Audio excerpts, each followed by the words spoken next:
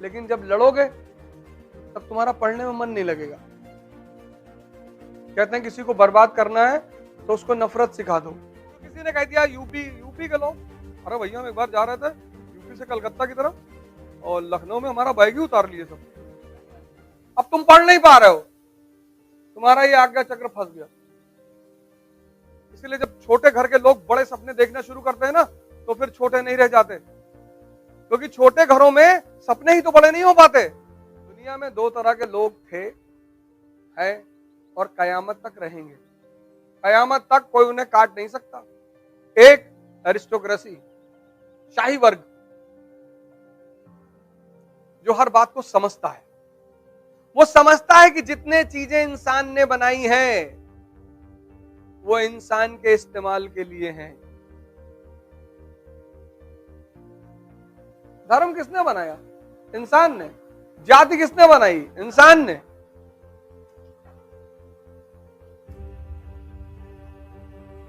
जितने चीजें इंसान ने बनाई हैं,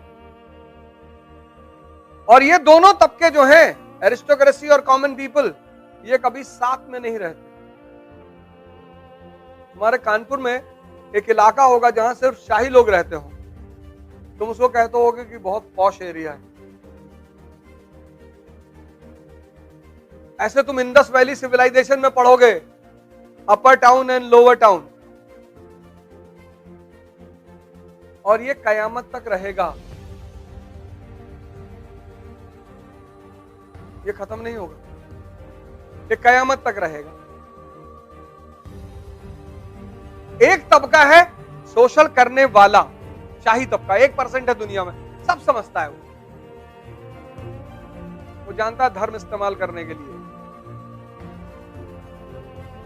वो धर्म को बखूबी समझता है। तुम एक संत बताओ मुझे जिसने किसी दूसरे धर्म को गाली दी, किसी भी धर्म के संत का नाम बताओ। संत, पुरोहित का नहीं, संत। एक संत बताओ जिसने दूसरे धर्मों को गाली दी, विरोध किया। एक कोई संत बताओ, एक। तुम नहीं बता पाओ, कोई करेगा ही नहीं। संत मतलब जिसको धर्म समझ में आता है, पुरोहित मतलब जो धर्म का धंधा करता है। दोनों अलग अलग है।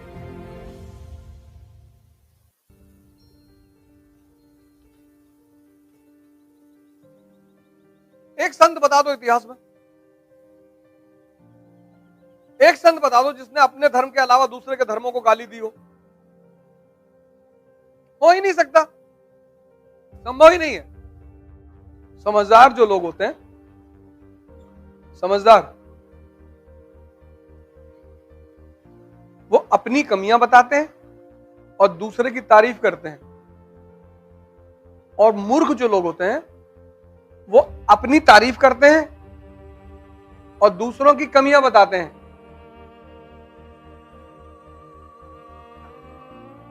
अगर हमारा घर पूरा ठीक ठाक हो, हमारे घर में कमियां नहीं है, हिंदू धर्म में कमियां नहीं है, और मुसलमान अगर अपनी कमियों को नहीं देखेगा तो उसका आज तो बुरा हाल है ही है। आज कितना बुरा हाल है। ये मुसलमानों की ड्यूटी है, ये मेरी ड्यूटी नहीं है।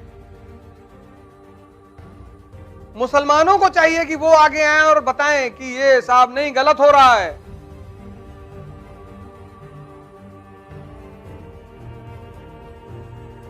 वो हमारे हैदराबाद के चच्चा हैं, वो ये नहीं कहते हम पढ़ेंगे, हम चांद पे जाएंगे, हम मंगल पे जाएंगे। वो अलग ही नशा दिए हुए हैं, वो अलग पुड़िया पकड़ाए हैं लोगों को। ये लो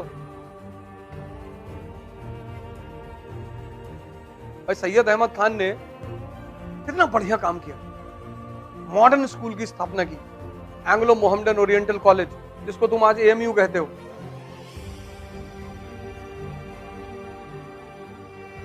और अगर ऐसे 10 बढ़िया कॉलेज यूपी में खुल गए होते तो मुसलमानों की कुछ तो स्थिति अच्छी होती, नहीं होती। लेकिन जब आदमी समझदार हो जाएगा तब तुम उसका शोषण नहीं कर पाओगे। जैसे अंबेडकर कहते थे पढ़ो, आजकल के दलित नेता कहते हैं लड़ो।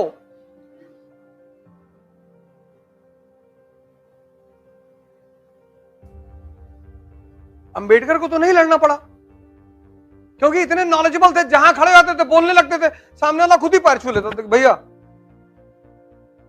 अब तुम चौराहे पे खड़ा होकर पूरा संविधान बोले जा रहे हो, पूरा आर्टिकल 1 से लेके बोलना शुरू किया तुम और आर्टिकल 100 पे पहुंच गए एक सांस में। तो वहां से जितना आदमी गुजरेगा वो तुमको नमस्ते नहीं करेगा भैया। तभी तो उस आदमी ने कहा था कि शिक्षा शेरनी का दूध है, जब तुम लड़ोगे तो पढ़ोगे कहां से।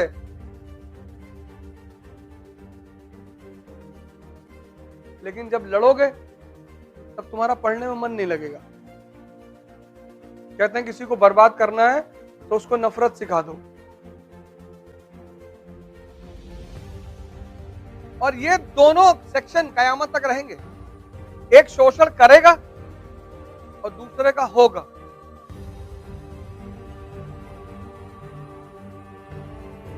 और ये षड्यंत्र है। अब एक आदमी कितनी चीजों से बंधा होता है, एक्स, ये अपने शहर से बंधा हो, ये अपने कास्ट से बंधा हो, ये अपने रिलीजन से बंधा होता है, ये अपने रीजन से बंधा होता है, ये अपने परिवार से बंधा होता है।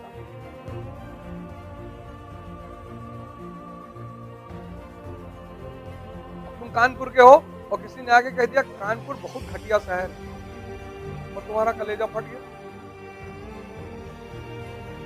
यार कानपुर को घटिया बोल दिया, कल से आना नहीं कोचिंग, बिना मतलब उलझ गए तुम। जिस दिन ये निकलेगा पत्थर मार भागेंगे इसको। अब तुम पढ़ नहीं पा रहे हो, तुम्हारा ये आज्ञा चक्र फंस गया। चलो किसी ने तुम्हारे जाति को गाली दे दी, यादव वादव ये सब भैंस चुराते हैं,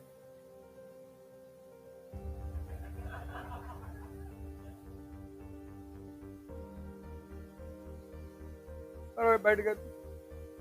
फिर किसी ने तुम्हारे धर्म को कह दिया,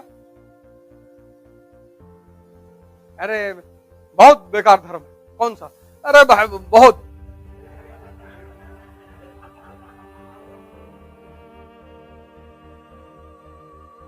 नहीं नहीं कौन सा, नहीं भैया वो धर्म है बहुत बेकार।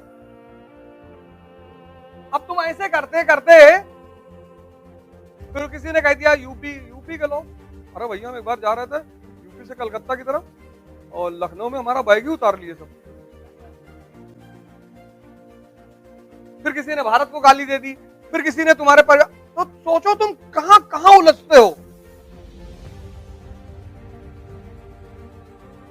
और वो राजा का बेटा, इसीलिए वो ऑस्ट्रेलिया में पढ़ता है। जितने अमीर धनाढ्य एरिस्टोक्रेसी के लड़के हैं उनके लड़के हिंदुस्तान में नहीं पढ़ते और सरकारी स्कूल में तो कभी नहीं पढ़ते, क्योंकि सरकारी स्कूल यही सिखाता है देश हमें देता है सब कुछ, तो वो अपने बच्चों को बाहर पढ़ाते हैं, इसका किसी से लगाव ही ना पैदा हो। तभी तो उनके बच्चे आकर यहां तुरंत शासक बन जाते हैं।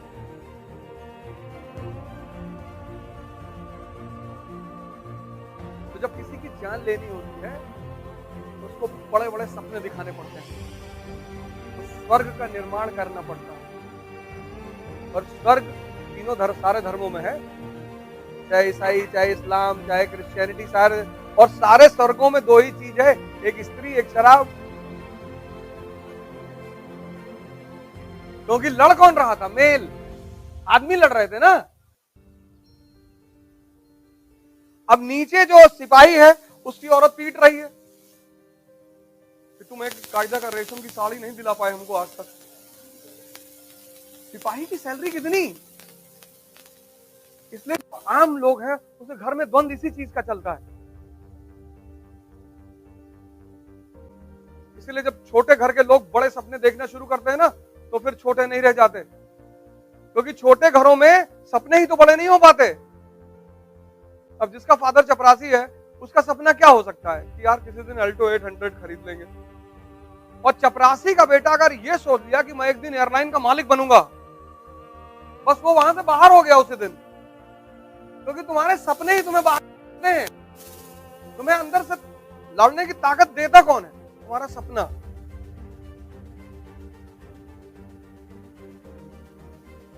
वो जो लड़ने की ताकत है, जो जिसको तुम मोटिवेशन कहते हो, वो बाहर से नहीं आता।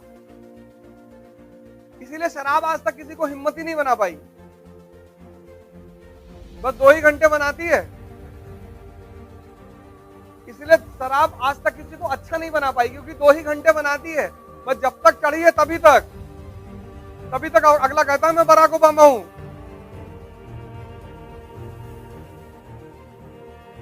और जिस दिन शराब ये हैसियत पैदा कर ले कि किसी ने एक पैक किया और हमेशा के लिए हिम्मती बन गया, उस दिन शराब को भगवान का दर्जा मिल जाएगा। लेकिन शराब बनाती तो है, भाईचारा पैदा करती है 2 घंटे के लिए कि तू भाई है मेरा।